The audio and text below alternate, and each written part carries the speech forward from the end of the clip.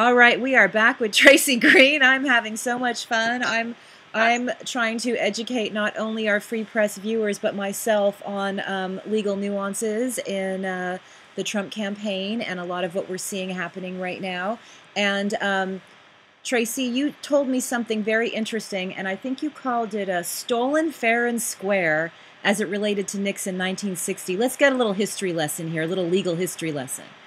Well, one of the things back when Kennedy ran against Nixon, and is that after the election and Nixon lost, and it was believed that a lot of it was due to voter fraud and campaign shenanigans that were going on by the Kennedys.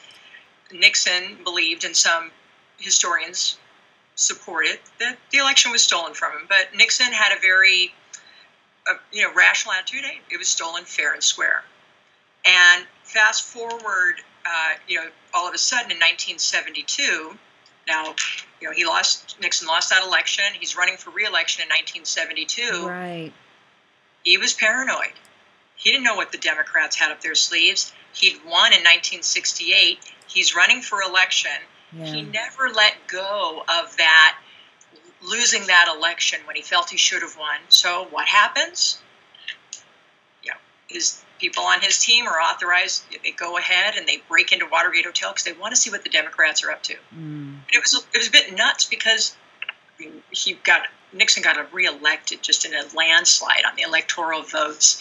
There really was no challenge there at all. Wow. But I see the same thing when someone like Trump can be paranoid, can be emotional, right, isn't trusting, and that emotion and paranoia that Nixon had, Trump ends up having some of the similar type of conduct. So that emotion that's driving him, and he ends up making very poor decisions. One of them being by not having the opportunity to settle out of court before the election with, or the Avenatti example that you gave earlier.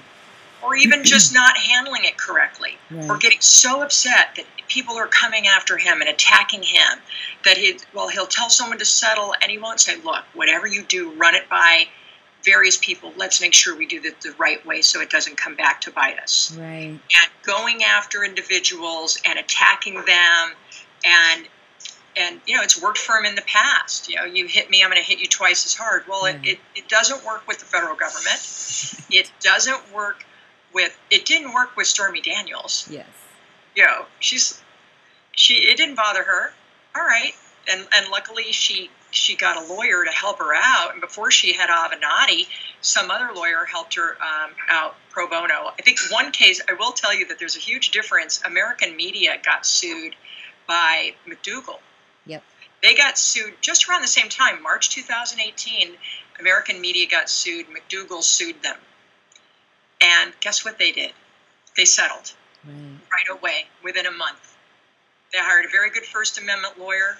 They did not want anything coming out, and they just shut it down. So when you're driven by your emotion, and Trump's playbook, it's as much as it chagrins him for anyone to say that he didn't win fair and square, and that he didn't win. And he did win the electoral votes, and whether something influenced, but that was the same playbook he used in Obama. He tried to indicate for years that he was not a legitimate president because he allegedly wasn't born in the United States.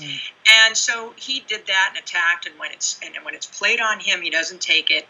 And he's, that emotion, the paranoia and the like, and the fact that he only listens to a few people is going to, it seems to have led him down a path where things don't get, they just sort of snowball. It's a snowball rolling downhill. So that's just what I see in terms of, clients make decisions, and all lawyers can do. You can have the best lawyers, but if the client won't take the advice, or if you don't have the relationship with the client where you can get them to really trust that it's going to work out, because it can look weak. I can tell you as a woman lawyer sometimes when I suggest let's settle things, I'm like, well, are you being weak? No, you're being smart. You're having a certain result. Yeah. And when you have dirt under the carpet, that is not when you decide to go fight. It's the first thing I ask people what they have. What do your employees know? What does this person know? Do you know what happens if all this comes out? And even if they don't like it, and even if they feel that they're paying for something, that they're getting guaranteed a certain result. So, and Trump's got a chip on his shoulder. He just thought when he became president that people would just treat him with respect and walk away, and he didn't realize he became an even bigger target. Wow, that is so great to put that in perspective with Nixon. Thank you so very much. I love this, and I really appreciate it. Till next time. Okay, bye, Heidi. Thank you.